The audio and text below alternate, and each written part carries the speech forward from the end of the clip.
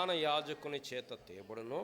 ఆ జంతువుల కళేబరములో శిబిరమునకు వెలపట దహింపబడును.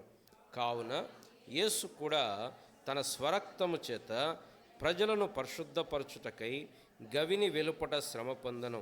కాబట్టి మనం ఆయన నిందను భరించుచు శిబిరము వెలుపలికి ఆయన యొద్దకు వెళ్ళుదుము. నిలువరమైన పట్టణము మనకిక్కడ లేదు, కానీ ఉండబోవుచున్న దాని కోసము ఎదురు చూచుచున్నాము. ప్రేమ కలిగిన మా ప్రియ పరలోకపు తండ్రి, ఈ సమయంలో నీ వాక్యము ద్వారా మీరు మమ్మల్ని సంధించండి, దర్శించండి. మా యొక్క జీవితము మీరు ఎరుగుదురు, మా స్థితి మీరు ఎరుగుదురు.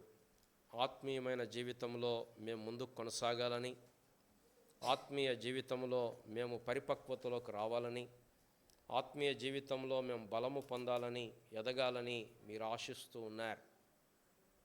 ఈ ఎదుగుదలకు ఏది అవసరమో, ఏది ప్రాధాన్యమో, ఎక్కడ మేము బలహీనమైపోతున్నామో, ఎక్కడ మేము నిలవబడలేకపోతున్నామో దేవా, ఆ విషయాలలో మీరు మాకు సహాయము చేయండి. నీ వాక్యము చేత మమ్మల్ని ఆదరించండి, నీ వాక్యము చేత మమ్మల్ని బలపరచండి, నీ వాక్యము చేత మమ్మల్ని గద్దించండి, శుద్ధి చేయండి. నీ వాక్యము చేత మాలో విశ్వాసమును అధికము చేయండి. నీ వాక్యము చేత మా కనులకు వెలుగు అనుగ్రహించండి, మా కనులను తేటపరచండి. ప్రభువా, విశ్వాసానికి కర్తయు దాన్ని కొనసాగించువాడైన యేసు వైపు చూడటానికి మీరు మాకు సహాయం చేయండి. ఇక నిలబడుచున్న మనుష్య పాత్రను, బలహీనమైన పాత్రను దేవా మీరు మీ చాటున మరుగుపరచి, నీ ప్రజల యొక్క క్షేమాభివృద్ధి నిమిత్తమై, నీ నామ మహిమార్థమై ఈ మంటి పాత్రను బలపరిచి వాడుకొనుమని, కృప కొరకై, మేలు కొరకై జ్ఞాపకం చేసుకొనుమని యేసు ప్రభువారి నామమున ప్రార్థించి అడిగి వేడుకుంటున్నాము తండ్రి, ఆమేన్. ఉదయకాలం హెబ్రీ పత్రికలో నుండి శ్రేష్టమైన నిబంధనను మనం చూస్తూ వచ్చాం. హెబ్రీ పత్రిక శ్రేష్టమైన సంగతుల పత్రిక. అందుకోసమే ఈ పత్రికని శ్రేష్టమైన పత్రిక అని పిలుస్తారు. ఎందుకు? ఈ పత్రికలో కొత్త నిబంధన, శ్రేష్టమైన నిబంధన. ఈ పత్రికలో కొత్త నిబంధనకు మధ్యవర్తి అయిన యేసు ప్రభువారు దేవదూతల కంటే శ్రేష్ఠుడు, మోషే కంటే శ్రేష్ఠుడు, యెహోషువ కంటే శ్రేష్ఠుడు, అహరోను సంతానములో వచ్చిన యాజకులందరికంటే శ్రేష్ఠుడు, పాపులలో చేరక ప్రత్యేకముగా ఉన్నవాడు. ఆయన అర్పించిన బలి శ్రేష్టమైన బలి, ఆయన సేవ చేసే గుడారము శ్రేష్టమైన గుడారము, ఆయన అర్పించిన రక్తము శ్రేష్టమైన రక్తము. కాబట్టి ఈ గ్రంథకర్త శ్రమలో, ఇబ్బందిలో, కష్టములో ఉన్నటువంటి ఆ యొక్క హెబ్రీ యూదా సంబంధమైన విశ్వాసులను ప్రోత్సహిస్తూ, హెచ్చరిస్తూ, మీరు వెనక్కి తిరగకండి, మీరు ముందుకు కొనసాగండి. ఎందుకు? మీరు ఎంచుకున్న మార్గము అది శ్రేష్టమైన మార్గం. శ్రమలున్నాయి, ఇబ్బందులున్నాయి, కష్టములున్నాయి, ముళ్ళున్నాయి, నష్టాలున్నాయి, అనారోగ్యాలున్నాయి, ఆస్తి కోల్పోవటం ఉంది, ఖైదు ఉంది. కానీ అంతమున మీకు బహుమానం ఉంది. విశ్వాసమున కర్తయు దాన్ని కొనసాగించువాడైనా యేసు వైపు చూచుచు ఓపికతో పరిగెత్తండి, ఓపికతో పరిగెత్తండి. ఇది వారికి ఆయన ఇస్తున్న సందేశం. ఆ సందేశంలో భాగముగా 13వ అధ్యాయంలో శ్రేష్టమైన క్రైస్తవ జీవితము గురించి మాట్లాడుతున్నాడు. ఈ శ్రేష్టమైన క్రైస్తవ జీవితంలో మొట్టమొదటి లక్షణం ఏంటంటే ప్రేమ. సహోదర ప్రేమ నిలవరముగా ఉండనీయుడి. ఇది మొట్టమొదటి సంగతి క్రైస్తవ జీవితానికి. రెండవ సంగతి పరిశుద్ధత, పవిత్రత. కారణం, వేశ్యాసంగులకు, వ్యభిచారులకు దేవుడు తీర్పు తీరుస్తాడు. వివాహము అన్ని విషయములలో ఘనమైనది, పానుపు నిష్కల్మషమైనది. కాబట్టి మీరు పరిశుద్ధులుగా ఉండండి. మూడవది, మీరు తృప్తి కలిగి జీవించండి. లోభత్వానికి చోటియకండి. మొత్తం నాదే అనుకొని దాని వెనకాల పరిగెత్తకండి. మీరు దేవుడు మీకు ఇచ్చిన వాటితోటి దేవుడు మీకు ఇచ్చిన కుటుంబముతోటి, దేవుడు మీకు ఇచ్చిన భార్యతోటి, దేవుడు మీకు ఇచ్చిన భర్తతోటి, దేవుడు మీకు ఇచ్చిన ఉద్యోగముతోటి, దేవుడు మీకు ఇచ్చిన పిల్లలతోటి, దేవుడు మీకు ఇచ్చిన వాటితోటి సంతృప్తి కలిగి ప్రభువును స్తుతిస్తూ అన్నపానములు కలిగిన వారై తృప్తి పొంది యుండుడి. మానవ సంబంధమైన కోరిక ఏంటంటే మనకున్న దాన్నేమో పక్కన పెడతాం, లేని దాని కొరకేమో అపేక్షిస్తూ ఉంటాం.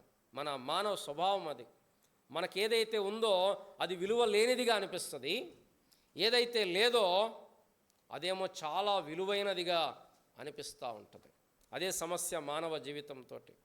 అయితే క్రైస్తవుని యొక్క గొప్ప భాగ్యం ఏంటంటే ఏ పరిస్థితుల్లో అయినా కృతజ్ఞత కలిగి సంతృప్తి కలిగి జీవించటం.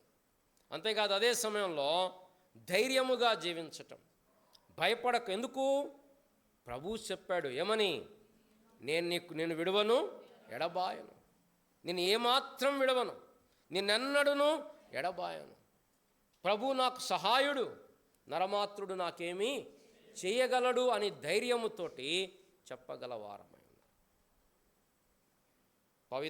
ప్రేమ, పరిశుద్ధత, సంతృప్తి, ధైర్యము ఇది కలిగి జీవించటం. ఇక ముందుకొస్తే 7వ వచనం 17వ వచనం, సంఘములో నాయకత్వములో ఉన్న వారికి లోబడి వారికి విధేయులై వారు సంతోషముగా ఉండునట్లు వారికి లోబట్టం అనేది వారికి నేర్పిస్తున్నాడు, వారికి చెప్తున్నాడు ఈ గ్రంథకర్త. దాని తర్వాత 8వ వచనం నుండి 8, 9 వచనాలు మనం పోయిన వారం అంటే గత వారంలో మనం చూసుకున్నాం. ఏం చెప్తున్నాడు అంటే నానా విధములైన అన్య బోధల చేత తిప్పబడకుడి. చాలా నేటి దినాల్లో క్రైస్తవులు అనేక రకములైనటువంటి అన్య బోధలు వాక్యములోంచే చూపిస్తున్నట్లుగా, వాక్యములోంచే వస్తున్నట్లుగా ఉంటుంది, కానీ వాక్యానుసారము కాదు. ఇలాంటి అనేకమైన అన్య బోధలు లోకములో బయలుదేరిపోయినాయి. సాతాను యొక్క గొప్ప స్ట్రాటజీ, సబ్టిల్ స్ట్రాటజీ ఏంటంటే వాడు బయట నుంచి అటాక్ చేస్తాడు చాలాసార్లు. కానీ మనకు అర్థమయ్యేది ఏంటంటే బయట నుంచి వచ్చే హింస, బయట నుంచి వచ్చే శ్రమ, బయట నుంచి వచ్చే పోరాటము సంఘాన్ని బలపరిచింది, సంఘాన్ని పవిత్రపరిచింది, సంఘాన్ని లేవనెత్తింది, సంఘం అలా బలపరచబడింది. ఎప్పుడైతే అది వర్కౌట్ కావట్లేదో సాతానుడు చేసేది ఏంటంటే గొర్రె చర్మము కప్పుకున్న తోడేళ్లను, మీ ప్రేమ విందులో దొంగ మెట్టలను, అబద్ధ అపోస్తలులను, అబద్ధ బోధకులను వాడు మన మందలోనికి చొప్పిస్తాడు.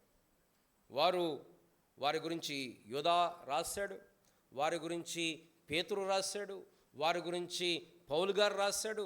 జాగ్రత్త, నేను వెళ్ళిపోయిన తర్వాత మీలో తొడేళ్ళు వస్తాయి, అవి మందను కనికరింపవు, అవి క్రూరమైనవిగా తమ వెంట ఈడ్చుకొని పోతాయి. వారు ఇచ్చక మాటలు మాట్లాడతారు, ధనాపేక్షను కప్పిపుచ్చు మోసము చేస్తారు, వారు పరిశుద్ధులైన ప్రజలను దేవుని నుంచి దూరము తొలగిస్తారు, తమకు బానిసలుగా చేసుకుంటారు అని వారిని హెచ్చరిస్తూ వచ్చాడు. కనుక ఆయన ఆ 8, 9 వచనాలు ఏం చెప్తున్నా అంటే మీరు స్థిరమైన దేవుని వాక్యము మీద మీ జీవితాలు కట్టబడాలి.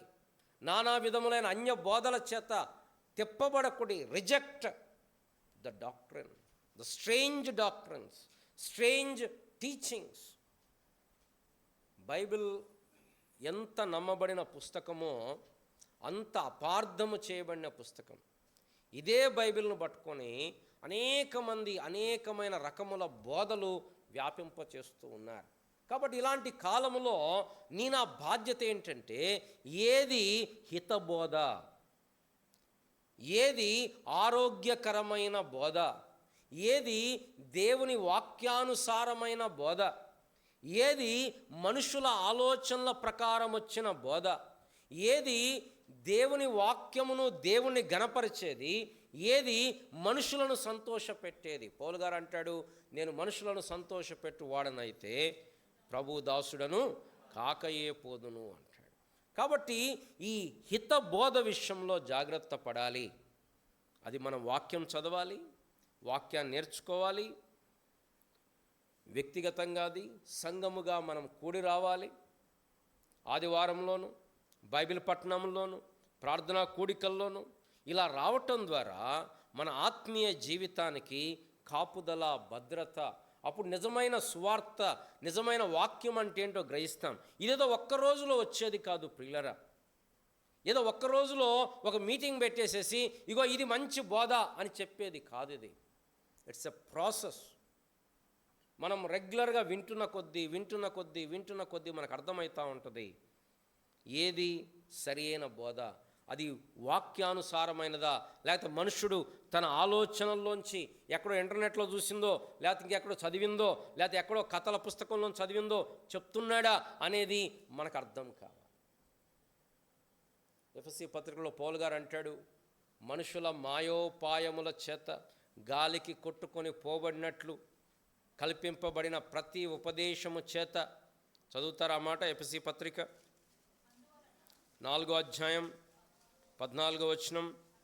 అందువలన ఇక మీదట పసిపిల్లలమై మనుషుల మాయోపాయముల చేత వంచనతోనూ తప్పు మార్గమునకు లాగు కుయుక్తితోనూ గాలికి కొట్టుకొని పోబడినట్లు కల్పింపబడిన ప్రతి ఉపదేశమునకు ఇటు అటు కొట్టుకొని పోవచ్చు అలల చేత ఎగరగొట్టబడిన వారమైనట్లుండక ప్రేమ కలిగి సత్యము చెప్పుచు క్రీస్తు వలె ఉండుటకు మనం అన్ని విషయములలో ఎదుగుదుము. గాలికి కొట్టుకొని పోయినట్లు, ఎటు గాలి వస్తే అటు కొట్టుకొని పోయే జీవితం అది ఆశీర్వాదకరమైన జీవితము కాదు. అది క్షేమకరమైనటువంటి జీవితము కాదు.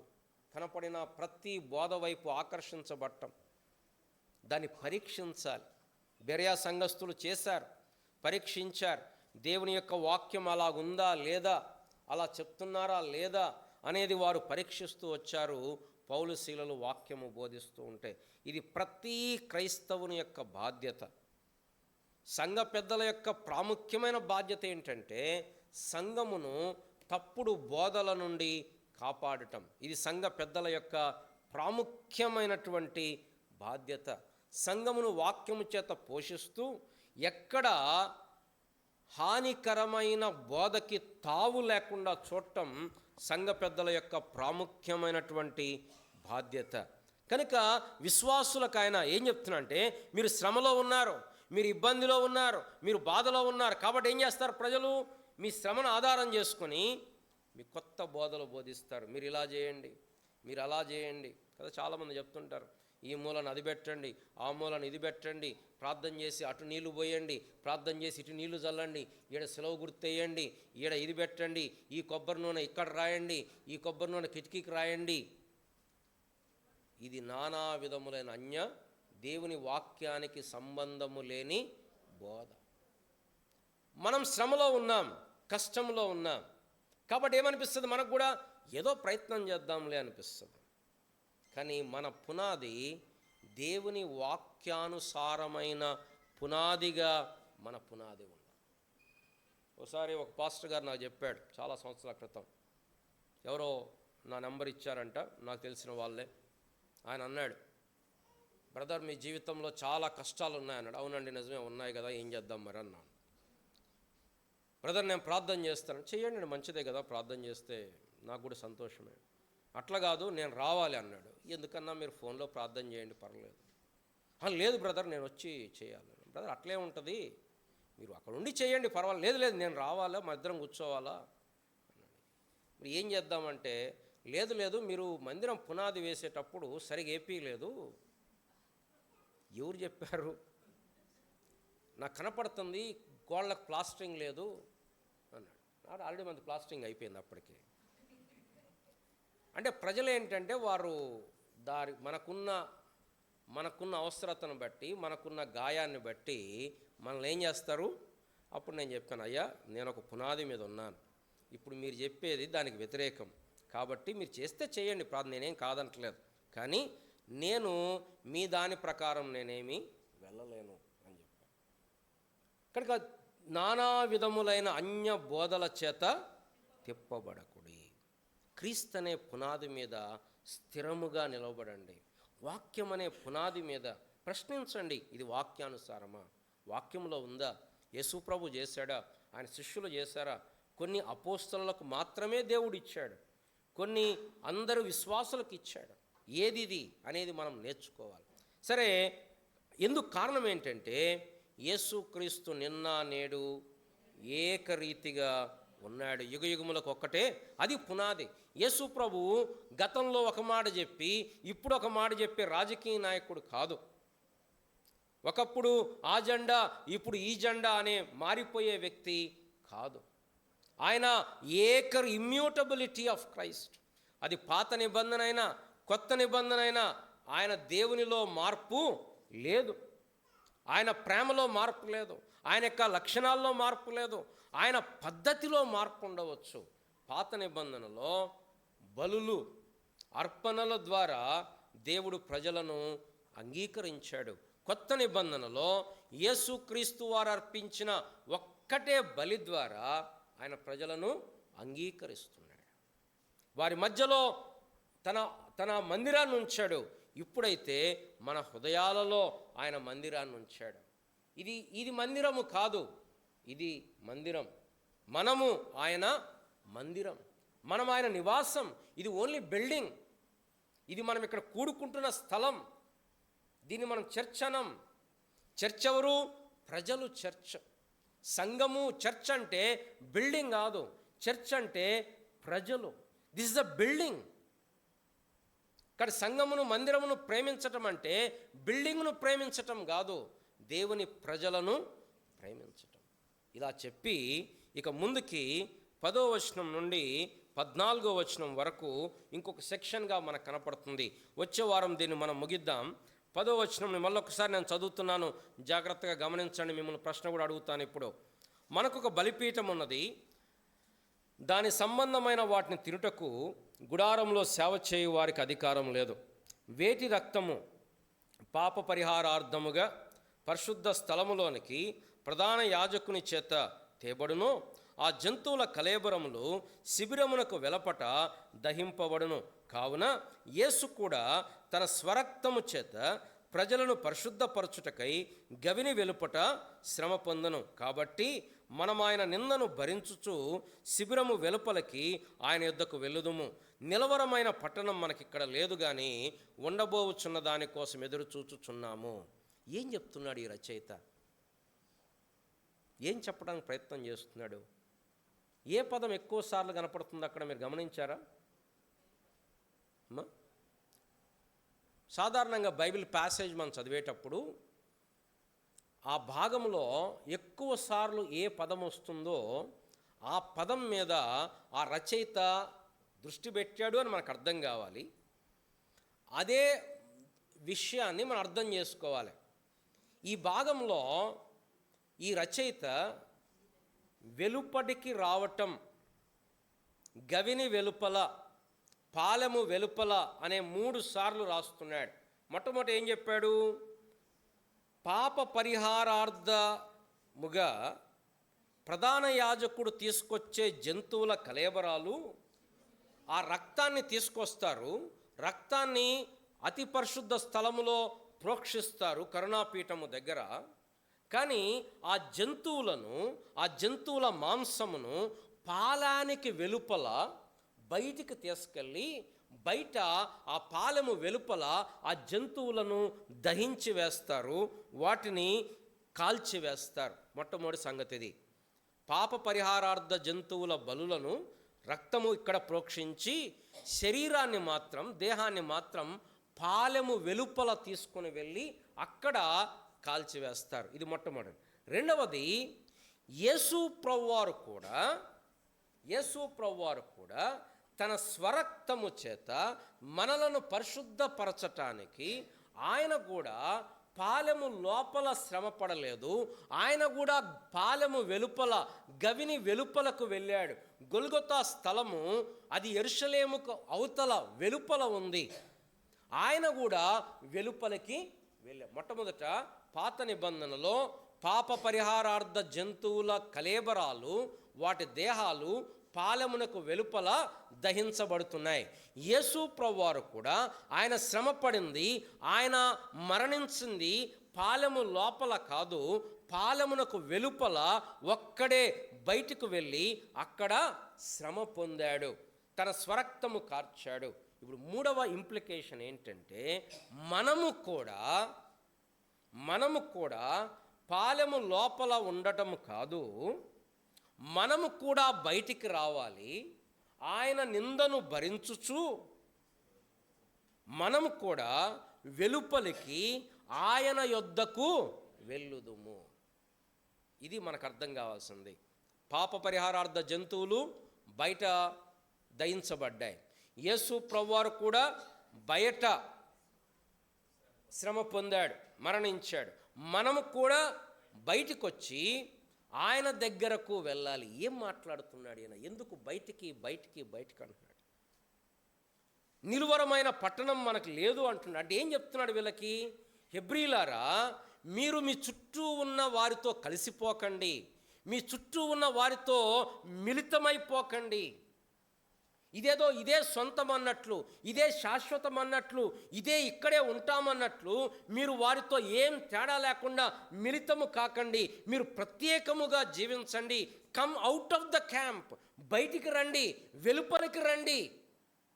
పాలెము వెలుపలికి వస్తే తప్ప మీరు దేవుణ్ణి కలవలేరు. కాబట్టి ఈ 4 వచనాల్లో ఆ గ్రంథకర్త ఏం మాట్లాడుతున్నాడు అంటే మీరు ప్రత్యేకముగా జీవించండి. యేసు ప్రభువారి కొరకు ప్రత్యేకము వేరు, ఐసోలేషన్ వేరు. ఐసోలేషన్ అంటే ఒక్కళ్ళే ఉండడం కాదు. మీరు బయటికి వచ్చి ప్రభు దగ్గరకు రండి. ఇది ఈ భాగం యొక్క జిస్ట్. మొట్టమొదటి 10వ వచనం, మనకొక బలిపీఠం ఉంది. ఏ బలిపీఠం గురించి మాట్లాడుతున్నాడు? సిలువ అనే బలిపీఠం గురించి మాట్లాడుతున్నాడు. కొత్త నిబంధనలో బలిపీఠం ఏంటి అంటే యేసు ప్రభువారి యొక్క సిలువ బలిపీఠం. ఆ బలిపీఠం మీద యేసు ప్రభువారు ఆయన శ్రమ పొందాడు. ఈ ప్రత్యక్ష గుడారంలో, పాత నిబంధన ప్రత్యక్ష గుడారంలో ఇలా ఆవరణం ఉంటుంది. ఆవరణంలోకి రాగానే ఫస్ట్ ఆరాధకుడు వచ్చినప్పుడు యాజకులు బలిపీఠం దగ్గర నిలబడతారు. అది మొట్టమొదటి వస్తువు. ఆ బలిపీఠం దగ్గర బలి అర్పిస్తారు. ఆ బలిపీఠం దాటిన తర్వాత రెండవ వస్తువు గంగాళం. దానికి అద్దాలు ఉంటాయి. ఈ యాజకులు అటు ఇటు వచ్చేటప్పుడు ఆ మందిరంలో కుర్చీలు లేవు, ఏ యాజకుడు కూర్చోటానికి లేదు. కానీ మన ప్రధాన యాజకుడు ఏం చేస్తున్నాడు? తండ్రి కుడిపార్శ్వమున కూర్చున్నాడు. అంటే ఏంటి? ఆయన పని అయిపోయింది. కానీ ఆ యాజకుల పని కాలేదు. వాళ్ళు గంగాళం దగ్గర వారు ఆ కాళ్ళు చూసుకుంటూ కాళ్ళు కడుక్కుంటారు నీళ్ళతోటి. ఇక లోపల గుడారంలోకి వస్తే ఒక పక్క సన్నిధి రొట్టెల 12 రొట్టెల బల్ల, ఇంకొక పక్క దీపస్తంభము, 7 సువర్ణ దీపముల స్తంభం, మధ్యలో ధూప వేదిక. ఈ ధూపము తెరలోంచి లోపలికి వెళ్తూ ఉంటుంది అతి పరిశుద్ధ స్థలంలోకి. అతి పరిశుద్ధ స్థలంలో ఒక బాక్స్ ఉంటుంది, దాని కరుణాపీఠం, దాన్ని మందస్సం అన్నారు. దాని మీద ఒక మూత ఉంటుంది, దాని కరుణాపీఠం అన్నారు. దాని మీద 2 కెరూబుల బొమ్మలు, కెరూబులు ఇలా వాళ్ళ రెక్కలు చాపుకొని ఒకరిదానికొకరు ఎదురుగా వారు నిలబడుతున్నారు.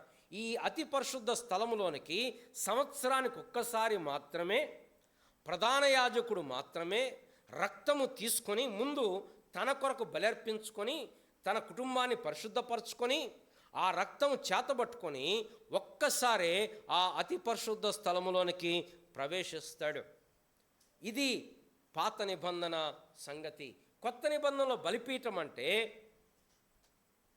యేసు ప్రభువారి సిలువ బలిపీఠం. ఇప్పుడు ఈ గ్రంథకర్త ఏమంటున్నాడంటే ఎవరైతే ఇంకా పాత నిబంధనను పట్టుకొని ఉన్నారో, ఎవరైతే ఇంకా పాత నిబంధనలోని మందసంలోకి వెళ్తున్నారో వారు ఈ కొత్త నిబంధన సిలువ యొక్క ఫలములు తినటానికి వారికి అధికారము లేదు, మతము లేదు.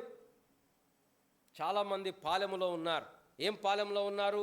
మతం అనే పాలెములో ఉన్నారు. ఆచారములు అనే పాలెములో ఉన్నారు, కట్టడలు క్రియలు అనే పాలెముల్లో ఉన్నారు. పాలెమును దాటి రావాలి, వెలుపలికి రావాలి. మన బలిపీఠం యేసుక్రీస్తు ప్రభువారి యొక్క శిలువ. పిల్లలు ఇక్కడ కూర్చున్న వాళ్ళు ఇంకెవరైనా మారు మనసు పొందకపోతే, రక్షణ పొందకపోతే, మీ పాపములు క్షమించబడకపోతే ఆ బలిపీఠము తప్ప ఇంకా నువ్వు లోపలికి రావటానికి లేదు. ఎవరైనా అతి పరిశుద్ధ స్థలములో దేవుని దర్శించాలంటే మొట్టమొదటి మెట్టు పాప క్షమాపణ. అది జరిగేది యేసుక్రీస్తు ప్రభువారి శిలువ ద్వారా మాత్రమే. ఆ శిలువ ద్వారా తప్ప ఇంకే విధానంలో కూడా దేవుని దగ్గరకు రాలేం. క్రైస్తవ కుటుంబంలో పుట్టినంత మాత్రమునో, లేకపోతే మందిరానికి వచ్చినంత మాత్రమునో, బైబిల్ చదివినంత మాత్రమునో, బాప్తీసం తీసుకున్నంత మాత్రానో, బలలో పాల్గొన్నంత మాత్రానో మనం దేవుని పిల్లలము కాము. దేవుని పిల్లలము కావాలంటే యేసుక్రీస్తు ప్రభువారి శిలువ తప్ప వేరే మార్గము లేదు. ఇక్కడ కూర్చున్న వాళ్ళు ఇంకెవరైనా రక్షణ యొక్క అనుభవం, లేకపోతే మారు మనస్సు యొక్క అనుభవం, పాప క్షమాపణ అనుభవం లేకపోతే నీవు దేవునికి దూరస్తుడవే.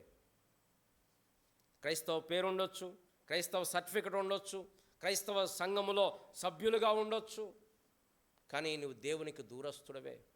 ఆ దూరము కొట్టివేయబట్టానికి, మనుషులకు దేవునికి మధ్య ఉన్న దూరం కొట్టివేయబట్టానికి ఏకైక మార్గం సిలువ. ఆ బలిపీఠము దగ్గర వచ్చినప్పుడు, ఆ బలిపీఠం దగ్గర ఏం జరిగింది?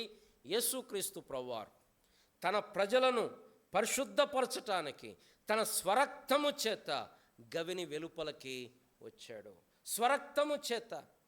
అహరోను యాజకులైతే బలులు, అర్పణలు, గొర్రెల రక్తం తీసుకొచ్చారు, మేకల రక్తం తీసుకొచ్చారు, కోడెల రక్తం తీసుకొచ్చి రక్తము ప్రోక్షించి ఆ కోడె యొక్క దేహము వెలుపల దహించారు. చూడండి, నిర్గమకాండం 29:14. నిర్గమకాండం, ఎక్సోడస్ చాప్టర్ 29 verse 14. ఆ కోడె దాని చర్మమును, దాని పేడను పాలెమునకు వెలుపల అగ్నితో కాల్చవలెను. పాలెమునకు వెలుపల. కారణం అది పాప పరిహారార్థ బలి. లేవియకాండం 4వ అధ్యాయం 12వ వచనం. లేవియకాండము 4వ అధ్యాయము 12వ వచనం.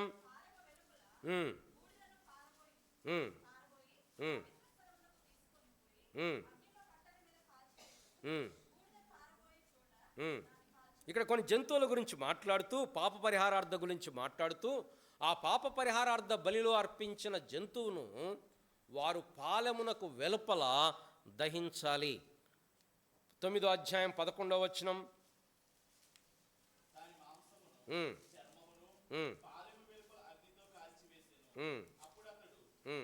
చాలన్న.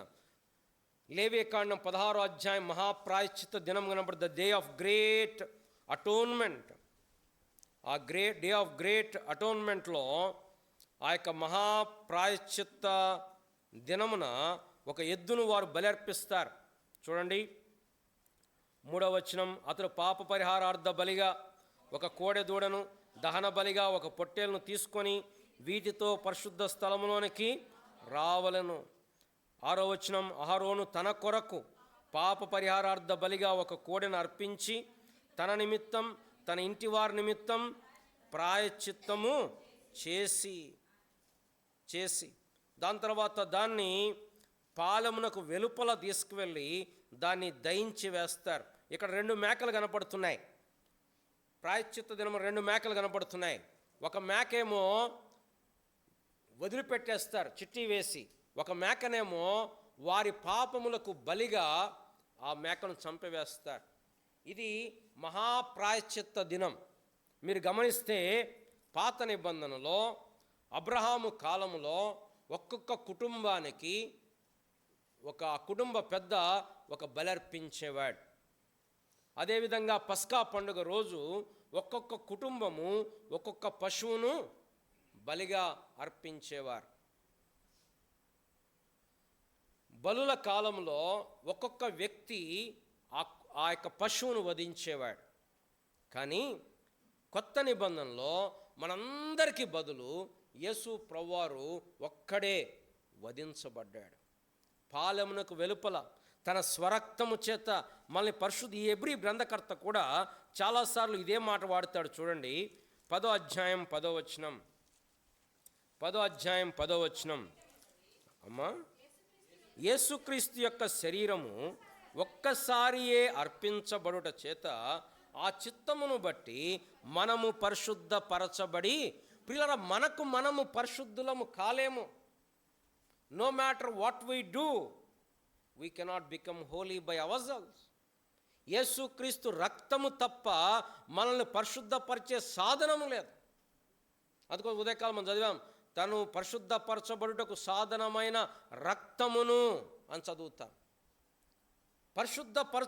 ఆయన మనల్ని పరిశుద్ధపరిచాడు. 9వ అధ్యాయం 12వ వచనం, మేకల యొక్కయు రక్తముతో కాక స్వరక్తముతో ఒక్కసారి పరిశుద్ధ స్థలములో ప్రవేశించను.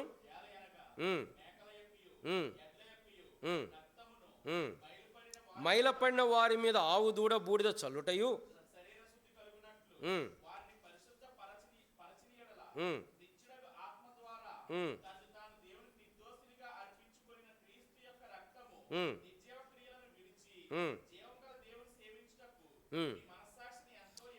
క్రీస్తు యొక్క రక్తము నిర్జీవ క్రియలను విడిచి జీవము గల దేవుని సేవించుటకు మీ మనస్సాక్షిని, మన మనస్సాక్షిని ఎంతో ఎక్కువగా.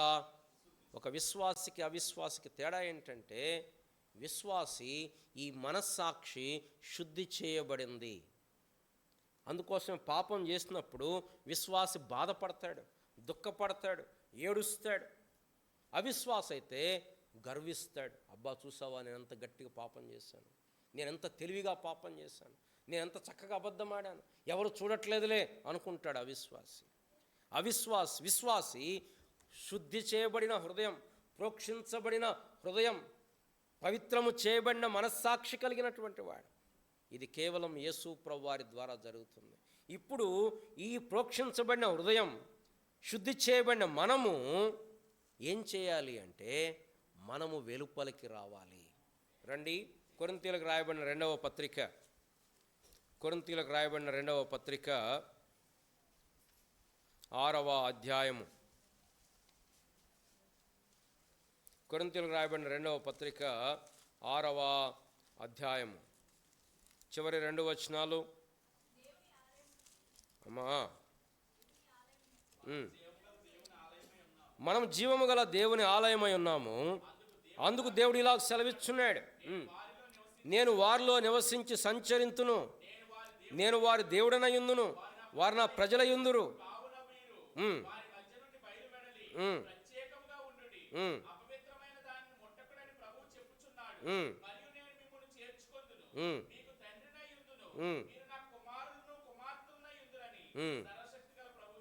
క్రైస్తవ జీవితం పాలెము లోపల జీవించే జీవితం కాదు.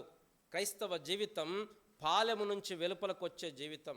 క్రైస్తవ జీవితం లోకముతో మిళితమై, లోకస్తులకు మనకు తేడా లేకుండా, లోకస్తుల ఆలోచనలు మన ఆలోచనలకు తేడా లేకుండా, లోకస్తుల జీవితానికి మన జీవితానికి తేడా లేకుండా జీవించే జీవితం కాదు.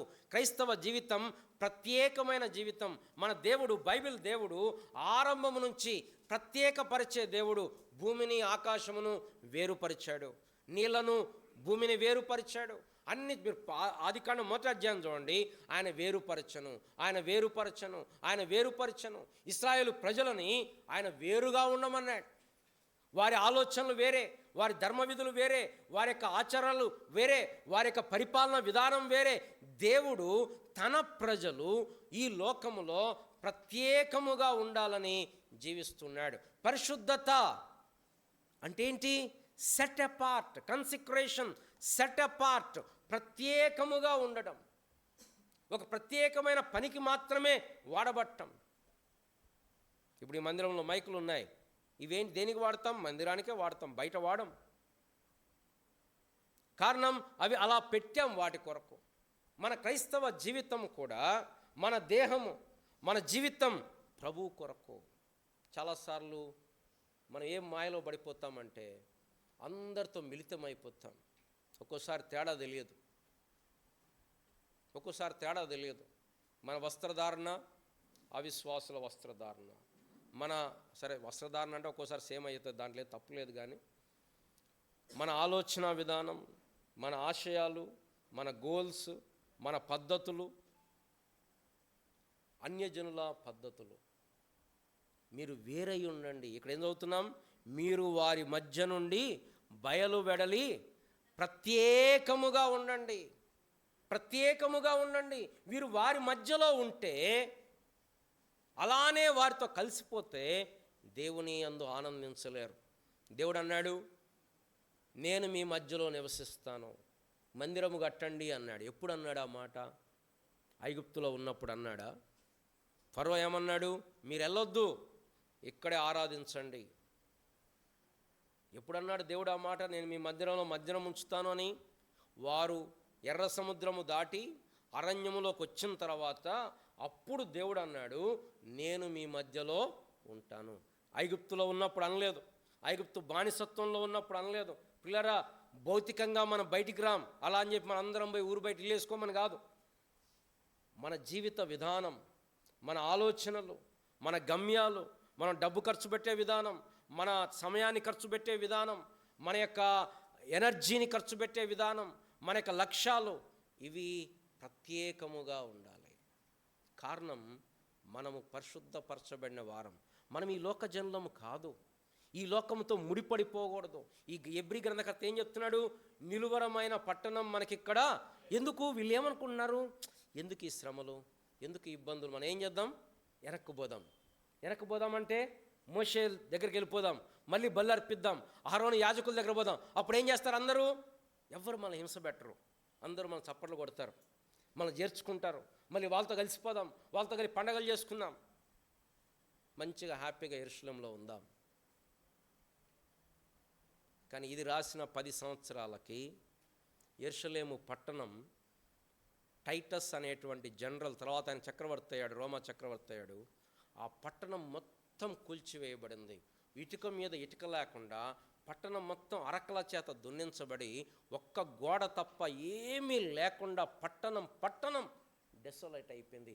ఈ గ్రంథకర్త చెప్పాడు 10 సంవత్సరాలకు ముందే, నిలువరమైన పట్టణం మనకిక్కడ ఎందుకు? వాళ్ళు అనుకుంటున్నారు మనకు ఇదే బాగుంది కదా, వీళ్ళ కలిసిపోదాం, వీళ్ళందరితో మంచిగా ఉందాం, వెనక్కి వెళ్ళిపోదాం అనుకుంటున్నారు.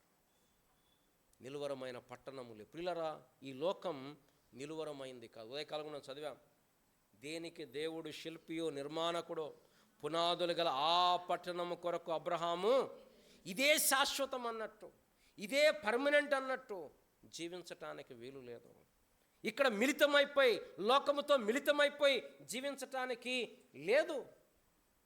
మనం ప్రత్యేకమైన జీవితము కలిగిన వారముగా ఉండాలి. అబ్రహాము గుడారాల్లో నివసించాడు, ఇస్సాకు గుడారాల్లో నివసించాడు.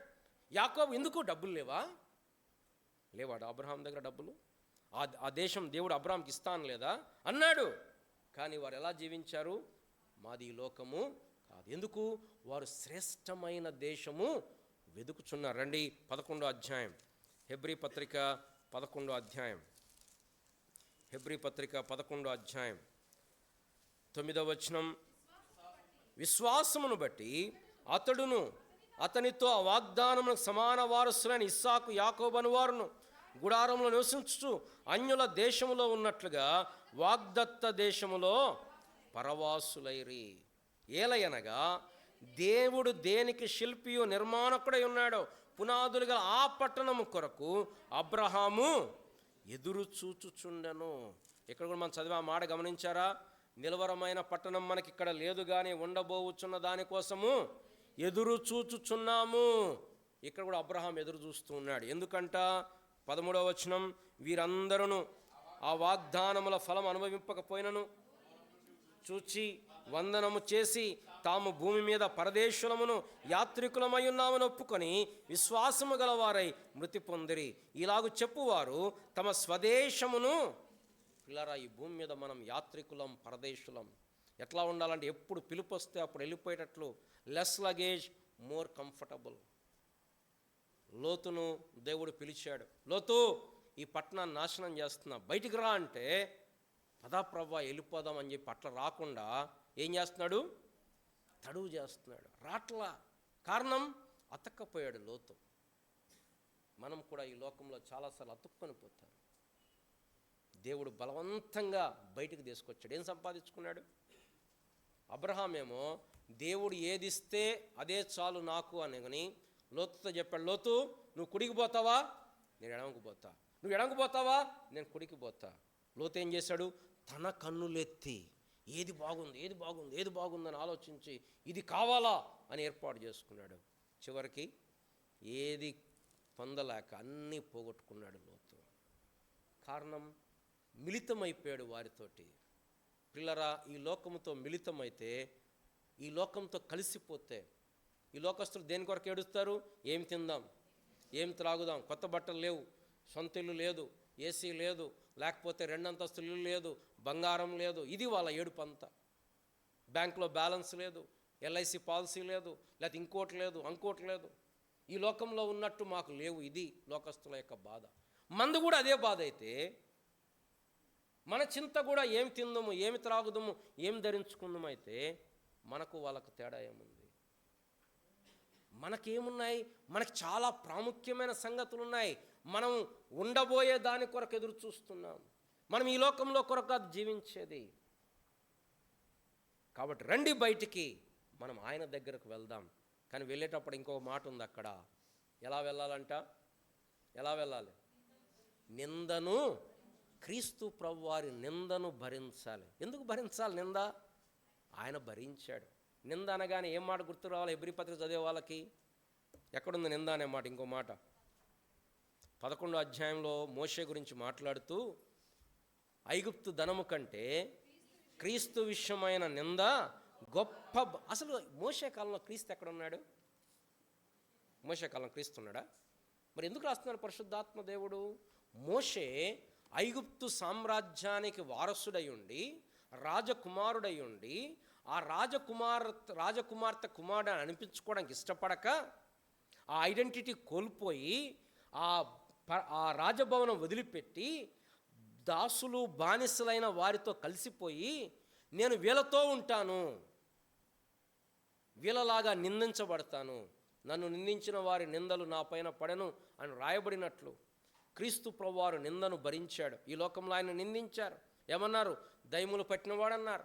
ఈ లోకంలో ఆయనని పిచ్చివాడన్నారు, సమరయుడన్నారు, దేవదూషణ చేస్తున్నాడన్నారు, తాగుబోతున్నారు, తిండిపోతున్నారు, సమరయుడన్నారు.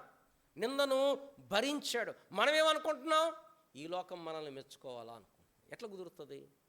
నీ ప్రభువును నిందించిన లోకము నిన్నెట్లా మెచ్చుకుంటుంది? నీ ప్రభువుని హింసించిన లోకము నిన్నెట్లా నెత్తి మీద పెట్టుకుంటుంది? పెట్టుకుందంటే అర్థం నువ్వు నీ ప్రభు మార్గంలో లేవు అని. నువ్వు నీ ప్రభు మార్గంలో ఉంటే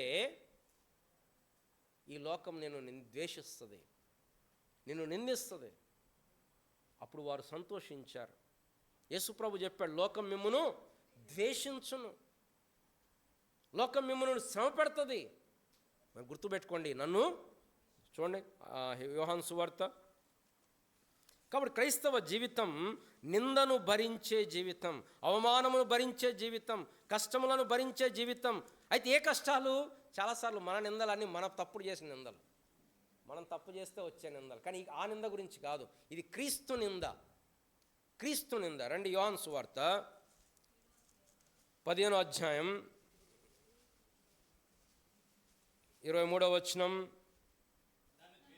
నన్ను ద్వేషించువాడు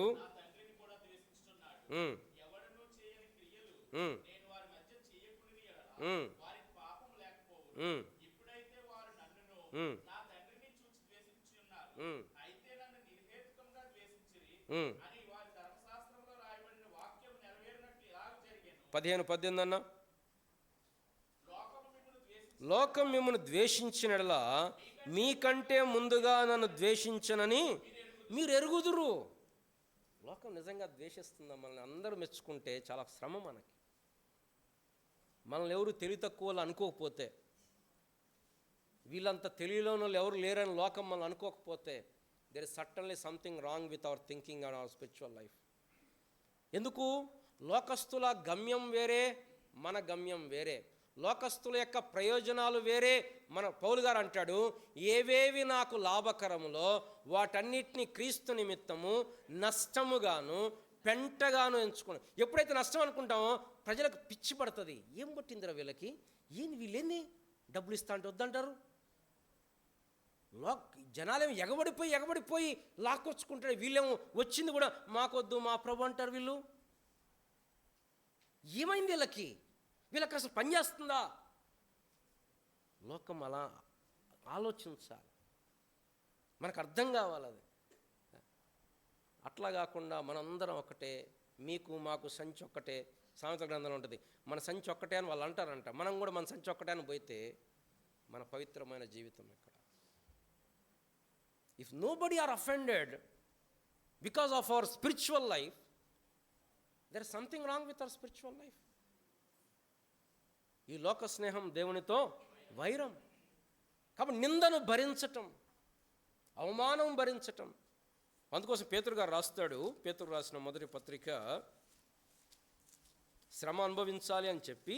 ఏ శ్రమ అంట? 18వ వచనం, 2వ అధ్యాయం 19వ వచనం. ఎవడైనను అన్యాయముగా శ్రమ పొందుచు దేవుని గురించిన మనస్సాక్షి కలిగి దుఃఖము సహించినది. ఎలాంటి నింద? అన్యాయంగా వచ్చే నిందలైతే పర్లేదు. కొన్ని న్యాయంగా వచ్చే నిందలు, ఎప్పుడో దొంగతనం చేసాం, దొంగ అన్నారు. ఇది నింద అంటే నువ్వు చేసావు కాబట్టి అన్నారు. అది కాదు నింద. నింద అంటే ఏంటి? నువ్వు చెయ్యకుండా పడేది నింద. ఇదే పేతురు గారు చెప్తున్నారు చూడండి. తప్పిదమునకై దెబ్బలు తినినప్పుడు మీరు సహించినట్లా మీకేమీ ఘనము? మేలు చేసి బాధపడినప్పుడు మీరు సహించినలా అది దేవునికి హితమగును. ఇందుకొరకు మీరు పిలవబడితిరి. ఇందుకొరకు మీరు పిలవబడ్డారు. ఇంకొక మాట కూడా ఉంది. ఎవడైనను క్రైస్తవుడైనందుకు శ్రమపడిన ఎడల ఆ పేరును బట్టియే. చూడండి 4వ అధ్యాయం 14వ వచనం. ఎవడైనను క్రైస్తవుడైనందుకు బాధ అనుభవించిన ఎడల అతడు సిగ్గుపడక ఆ పేరును బట్టియే దేవుని పిల్లరా. నిజంగా పరీక్షించుకుందాం. క్రైస్తవుడైనందుకు మనం ఇప్పుడు బాధపడ్డామా? కొంతమంది అన్యజనుల నుంచి వచ్చిన వాళ్ళు బాధపడతారు, కానీ చాలామంది మనం దాని గురించి పెద్దగా బాధపడట్లా. ఆ పేరును బట్టి మహిమపరచాల ప్రభువుని. మనం ఎలా బాధపడకూడదు? 15వ వచనం. మీలో ఎవడు నరహంతకుడుగా కానీ, దొంగగా కానీ, దుర్మార్గుడుగా కానీ, పరలోకానికి పోవాడు కానీ బాధ. ఆ నిందలొద్దు మనకి, ఆ నిందలొద్దు. ఏ నింద కావాలా? వీరు క్రీస్తు అనుచరులు, క్రైస్తవుడైనందుకు, క్రీస్తును వెంబడిస్తున్నందుకు, సిలువను మోస్తున్నందుకు, సువార్త ప్రకటిస్తున్నందుకు నువ్వు నేను నిందను భరించాల్సిన వారమే.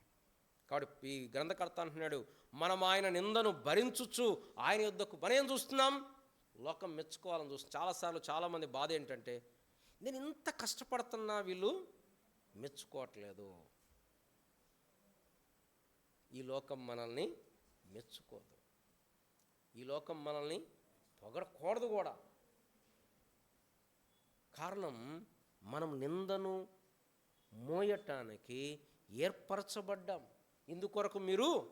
ఎందుకొరకు? మేలు చేసి కీడనుభవించుటకు మీరు పిలువబడ్డారు. ఆ మాట చదివి మనం ముగిద్దామా? ఎక్కడుందా మాట?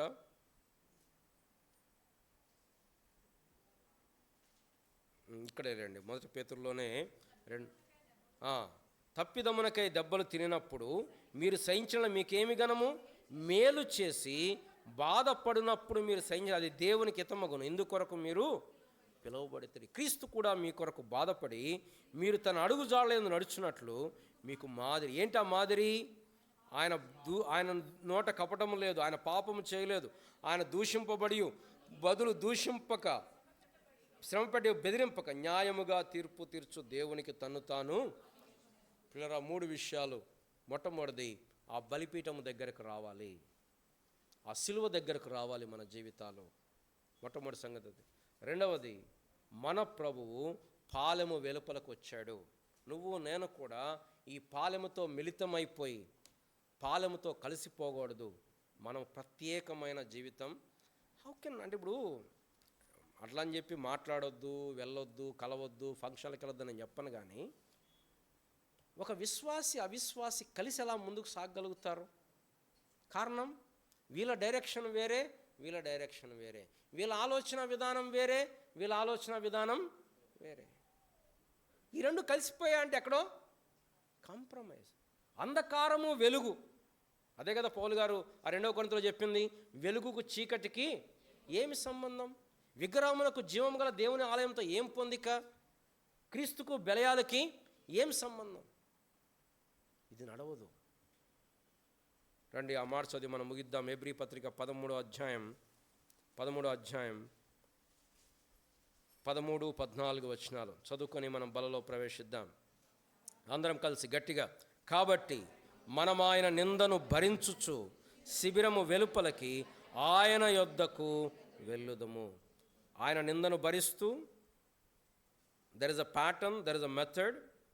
శిబిరము వెలుపలకి there is a destination and there is a direction. ఆయన యొద్దకు వెళ్ళుదము. ఎందుకు? నిలవరమైన పట్టణం మనకిక్కడ లేదు, కానీ ఉండబోవచ్చున్న దానికోసం. అందుకోసమే ఈ లోకంలో ఉన్నదాన్ని బట్టి పెద్ద ఎగిరిపడేది లేదు, లేని దాని గురించి పెద్ద చింతపడేది లేదు. కారణం, ఇది టెంపరరీ. ఇప్పుడు కనపడేది, వాళ్ళు అనుకున్నారు, అబ్బా ఇంత పెద్ద యెరూషలేము, ఎంత పెద్ద పట్టణము, అబ్బా ఎంత పెద్ద. యేసుప్రభు చూపించారు, ప్రభువా ఎంత కట్టారు చూడండి. ప్రభు అన్నాడు, ఈ రాయి మీద రాయి నిలబడకుండా వచ్చే దినాలు. వాళ్ళు అనుకుంటారు, ఆయన ఏదో చెప్తుండే, ఎంత పెద్ద మందిరం ఎట్ట గుర్తురా, జేసీబీలు లేవు ఆ రోజుల్లో. అది జరిగింది క్రీస్తు శకం 33-34లో. యేసుప్రభు చెప్పింది, క్రీస్తు శకం 70లో యెరూషలేము మొత్తం కూల్చబడింది. ఒకప్పుడు బబులోన్ అనే మహానగరం ఉండేది, ఇప్పుడు న్యూయార్క్ లాగా, ఇప్పుడు వాషింగ్టన్ లాగా. ఇప్పుడు అక్కడ నక్కలు ఉన్నాయి. అది నెబుకద్నెజరు యొక్క నివాస స్థలం. కాబట్టి ఇది there is no continual city here. ఇక్కడ we are not going to live here permanently. ఇది మనకు భయాన్ని పుట్టించాలి, ఇది మనలో తీవ్రతను పెంచాలి. కారణం, మనం పరదేశులం, యాత్రికులం. మనం ఈ లోకాన్ని ఎప్పుడు విడిచిపెడతామో మనకి తెలియదు. కనుక మనం రాబోయే పట్టణం కొరకు ఎదురు చూడాలి. అలా ఎదురు చూడటానికి దేవుడు మనకి సహాయపడుగాక.